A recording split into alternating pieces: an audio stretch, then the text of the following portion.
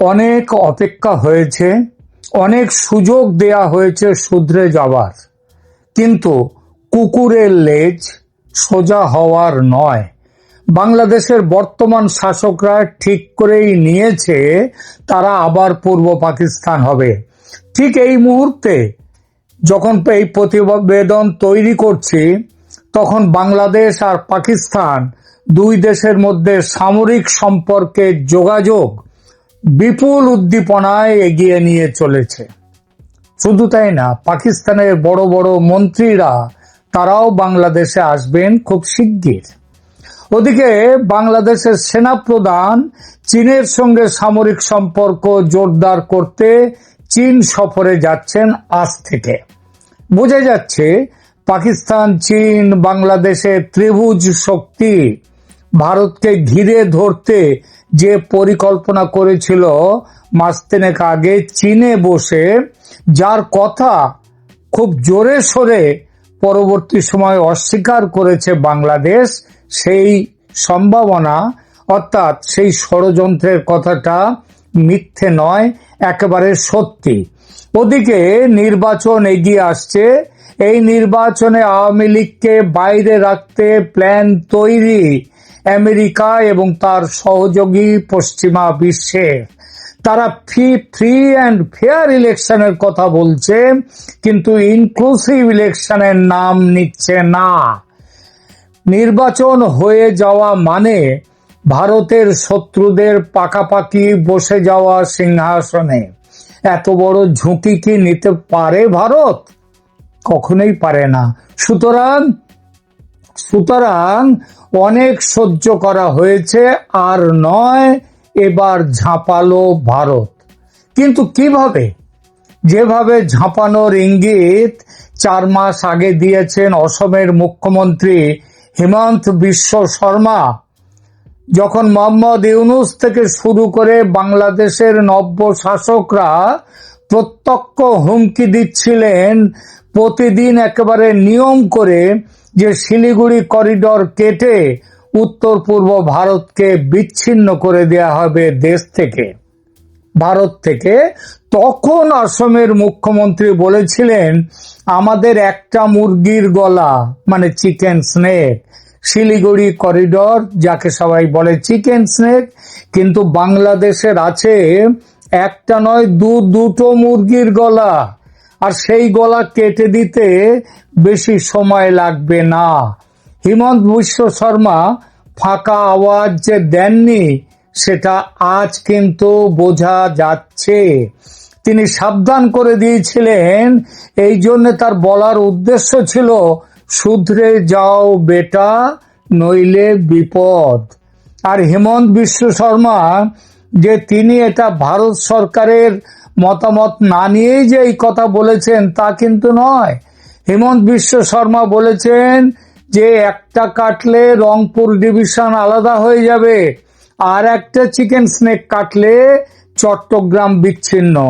ভারতের কাছে এই দুটো মুরগির গলা কেটে ফেলাটা কিন্তু খুব কষ্টকর নয়।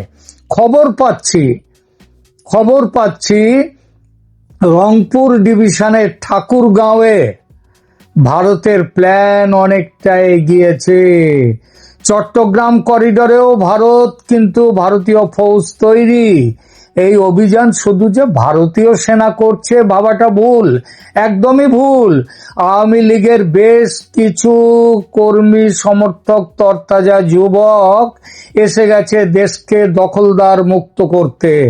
তারা এগিয়ে যাওয়া শুরু করেছে দক্ষিণ দিনাজপুর ভারতের, সেখানে তারা তৈরি হয়ে বসে রয়েছে, পেছনে অবশ্যই ভারতীয় সেনা পুরোদস্তুর সহযোগিতা নিয়ে।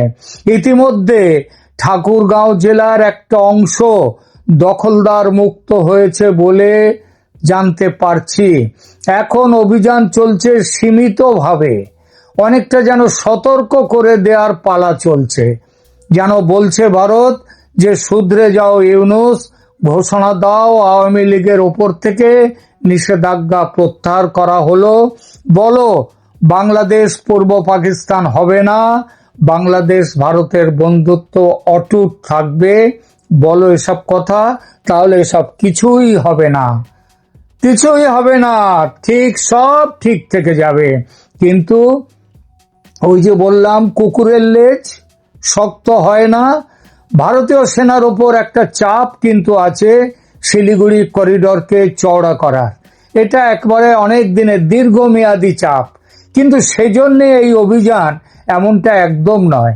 ভারত চায় পূর্ব সীমান্তের এই প্রতিবেশী দেশ যেন নতুন করে পাকিস্তান না হয়। 1 বছর ধরে শান্তভাবে সে কথা বুঝিয়ে এসেছে ইউনূস সরকারকে ভারত, কিন্তু চোরান আসনে ধর্মের কথা। আবার ইদানিং আমেরিকার জোরে নিজেদের খুব শক্তিমান ভাবছে মিয়া ইউনূস আর তার দলবল, যেন নতুন করে শক্তি সঞ্চার হয়েছে তাদের মধ্যে। পরিকল্পনা নিয়েছে শেখ হাসিনার আওয়ামী লীগকে বাদ দিয়ে নির্বাচন করার। এটা করতে পারলে 16 কলা পূর্ণ হয়। আওয়ামী লীগকে তাড়ানো গেল, ভারতকে ব্যতিব্যস্ত রাখার স্থায়ী ব্যবস্থা করা গেল, এবং বাংলাদেশকে আমেরিকার উপনিবেশে পরিণত করা গেল। ভারত মুখ বুজে সহ্য করবে? আজ থেকে 54 বছর আগে ভারত যে ত্যাগ করেছে, সেই 71-এ যে 3,500 ভারতীয় সেনা প্রাণ দিয়েছে পাকিস্তান হানাদার বাহিনীকে বাংলাদেশ থেকে, মানে তৎকালীন পূর্ব পাকিস্তান থেকে হঠাতে, সেটা তো আজকের এই দৃশ্য দেখার জন্য নয়। বলে নেওয়া ভালো, এই যে সংবাদ দিচ্ছে এটা কোনো আধিকারিক সূত্র থেকে পাওয়া খবর নয়, এই খবর অত্যন্ত গোপন সূত্র থেকে পাওয়া। তবে গোপন বটে, কিন্তু সে সূত্র বাইরের কেউ নয়। অভিযানের সঙ্গে যুক্ত সূত্রের উল্লেখ করেই তাদের জবানিতেই তাদের কথা বলেই এই কথাগুলো বলছি।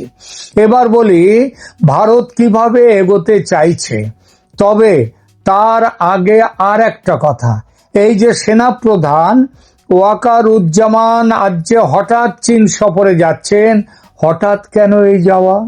কারণ চীনের সাহায্য প্রার্থনা। কিসের জন্য সাহায্য চাই?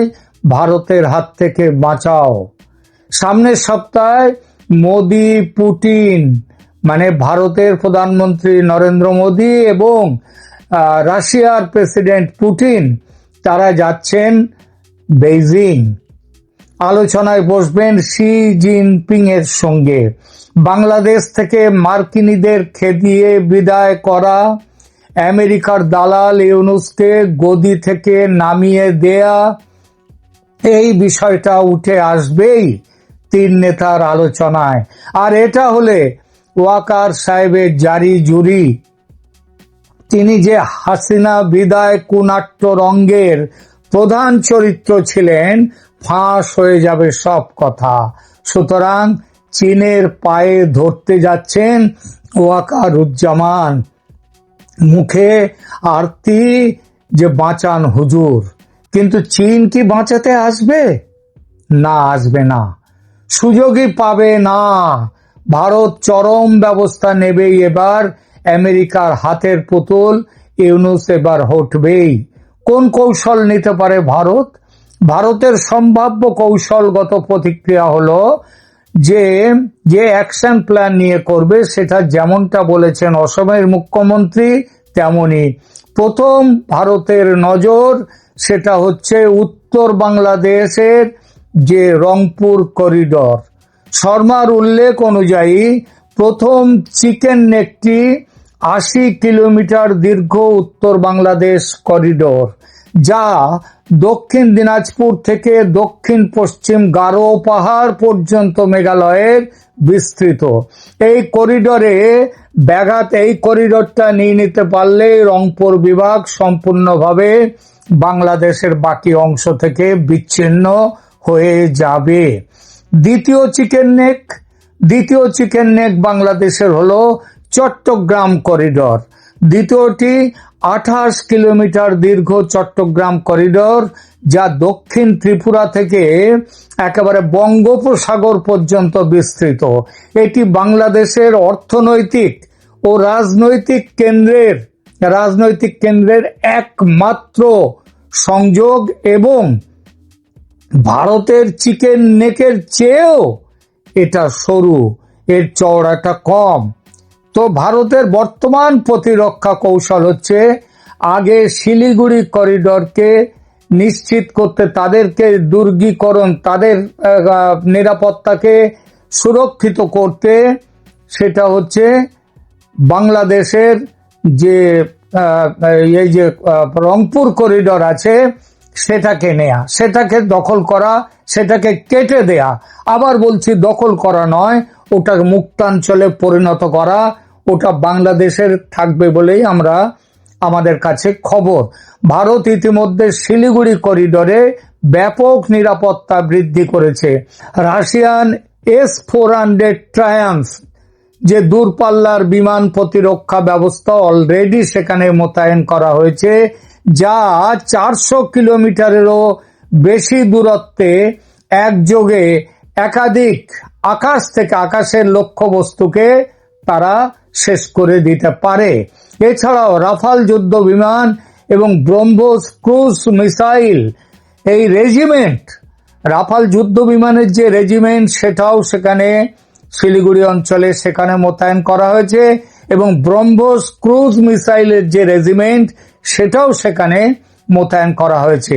এছাড়া ত্রিশক্তি কর্পস এবং নতুন গঠিত ব্রহ্মাস্ত্র কর্পস সহ ভারতীয় সেনাবাহিনীর পূর্বাঞ্চলীয় কমান্ড এই অঞ্চলে তাদের উপস্থিতি বৃদ্ধি করেছে। সবই করেছে, কিন্তু অপেক্ষা ছিল বাংলাদেশের ভেতর থেকে বাংলাদেশের মানুষকে নিয়ে একটি প্রতিরোধী বাহিনী তৈরি করা, সেটা করা গেছে। সুতরাং এবার ফায়ার।